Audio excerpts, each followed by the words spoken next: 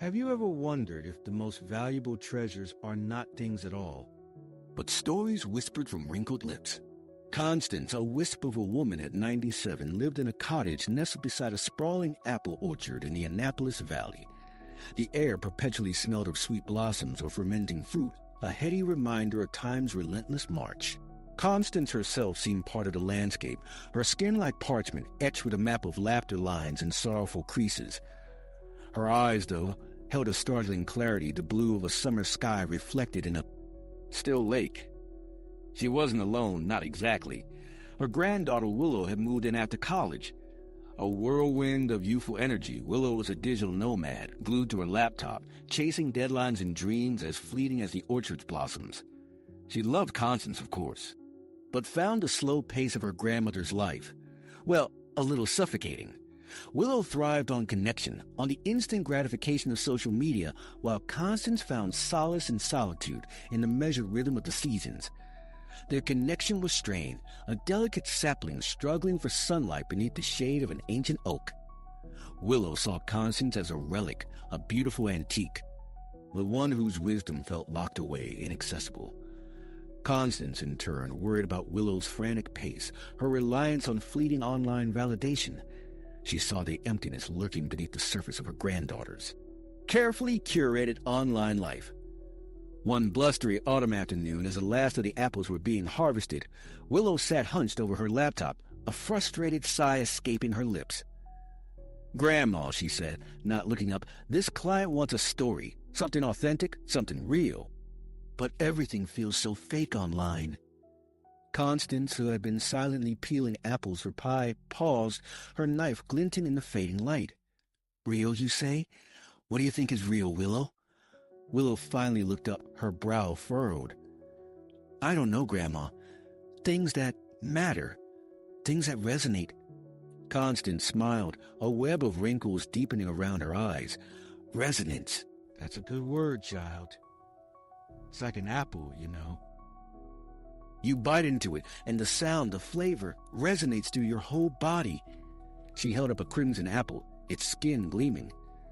"This orchard, these trees, they hold stories, Willow. Stories of hardship, of resilience, of love. Stories far more real than anything you'll find on that machine." Willow scoffed, but a flicker of curiosity sparked in her eyes. "What kind of stories?" Constance sighed, a sound like rustling leaves. "Stories of generations past. My own story, for one. The story of your great-grandmother who planted these very trees, of your great-grandfather who lost his leg in the war, but still managed to run this orchard." That night after dinner, Constance began to tell her stories. Not grand tales of heroism or adventure, but small, intimate moments. The story of her first crush, a boy with eyes that colored the orchard soil. The story of her heartbreak when he left for war. The story of her own husband, a quiet, steady man who loved her deeply. She told of the hardships of farming, the droughts, the pests, the relentless labor. She spoke of the joy of a perfect harvest, the satisfaction of feeding her family, the beauty of the orchard in full bloom. Willow, initially hesitant, found herself captivated. Constance's voice, though frail, was filled with a power that resonated deep within her. She realized that her grandmother wasn't just telling stories. She was sharing a legacy, a connection to something bigger than herself. One story in particular struck a chord. Constance told of a terrible storm that had ripped through the valley decades ago. The wind howled like a banshee, tearing branches from the trees, flattening entire rows of apple saplings. The orchard seemed doomed. "Your great-grandmother," Constance said, her voice thick with emotion. "She went out into the orchard that night in the teeth of the storm. I begged her to come back inside, but she wouldn't. She walked among the broken trees, her hands outstretched, as if she could somehow soothe them." "What was she doing?" Willow asked, her voice hushed. "She was listening," Constance said. "Listening to the trees, listening to the wind, listening to the silence that followed the storm. She said the trees were telling her where to plant again, which ones to save, which ones to let go." That story stayed with Willow. The image of her great-grandmother standing defiant in the face of devastation resonated with her own struggles. She realized that her grandmother's wisdom wasn't just about the past, it was about the present, about finding strength in the face of adversity. As the weeks turned into months, Willow spent less time on her laptop and more time with Constance. She helped her in the kitchen, learned to bake apple pies from scratch. She listened to her stories, recorded them, transcribed them. She began to see the orchard not just as a beautiful backdrop, but as a living testament to resilience, to the enduring power of nature and the human spirit. One day, Willow received an email from her client.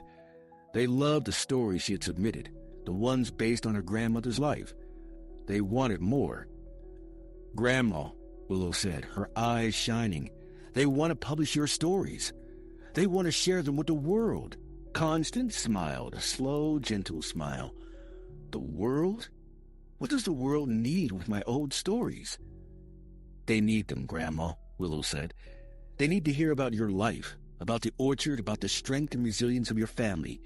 They need to know that even in the face of hardship, there is always hope." Constance looked out at the apple trees, their branches bare against the winter sky. "Hope," she whispered. "Yes, that's what it's all about, isn't it? Hope and letting go." A few weeks later, Constance fell ill. It wasn't sudden, but a gradual fading like the leaves falling from the trees in autumn. Willow cared for her with a tenderness she didn't know she possessed. She read to her, sang to her, held her hand. One evening, as the sun was setting, casting long shadows across the room, Constance turned to Willow, her eyes filled with a deep sadness. "I'm leaving you, child," she whispered. "Leaving the orchard, leaving the stories." Willow's eyes filled with tears. "Don't say that, Grandma. Your stories will live on. They'll live on in me, in the orchard, in the hearts of everyone who reads them." Constance smiled, a faint, knowing smile. "That's not what I mean, Willow. I mean, I haven't told you everything." Willow leaned closer, her heart pounding. "What do you mean?" Constance took a deep breath, her voice barely a whisper.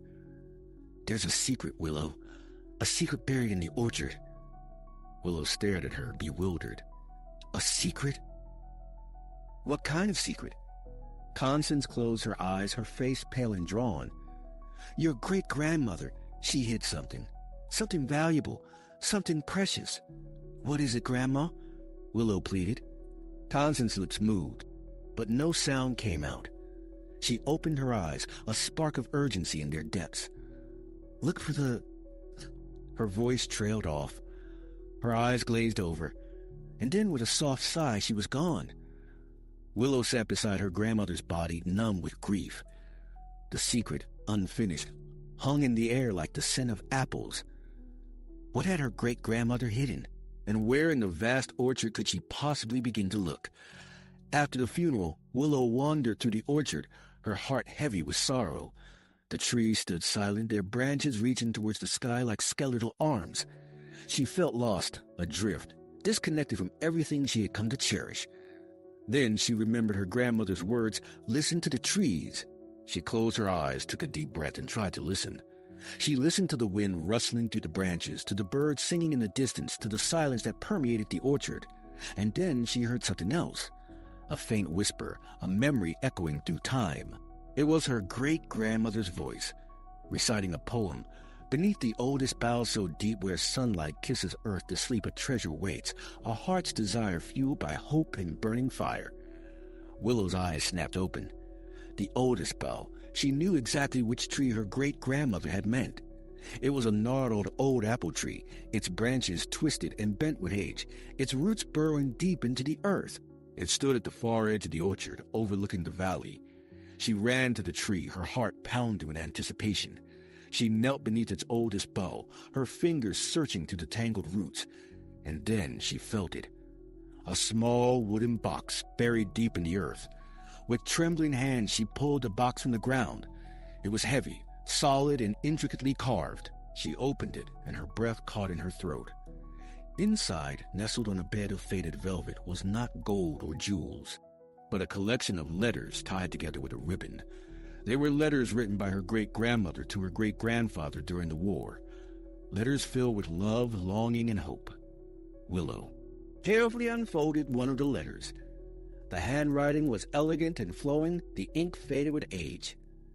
My dear Samuel, the orchard is in bloom, a sea of white against the green. It reminds me of our wedding day, of the promise we made to each other, a promise to love and cherish, even in the face of adversity. I miss you terribly, my love. The days are long and lonely without you. But I know that you are fighting for something important, for our freedom, for our future. I pray for your safe return every night. I pray that we will be reunited soon, and that we will be able to build a life together, a life filled with love and laughter, here in our beloved orchard. With all my love, Eleanor. Tears streamed down Willow's face as she read the letter. She realized that the treasure her great-grandmother had hidden wasn't a material one, but an emotional one. It was a story of her love, her hope, her enduring spirit. And in that moment, Willow understood. She understood the true meaning of her grandmother's wisdom. She understood the power of stories, the importance of connection, the enduring legacy of love. She closed her eyes, took a deep breath, and whispered a thank you to her great-grandmother, to her grandmother, to the trees, to the orchard, to the whispering wind. The secret wasn't gold, it was greater. The real treasure wasn't buried, it was given.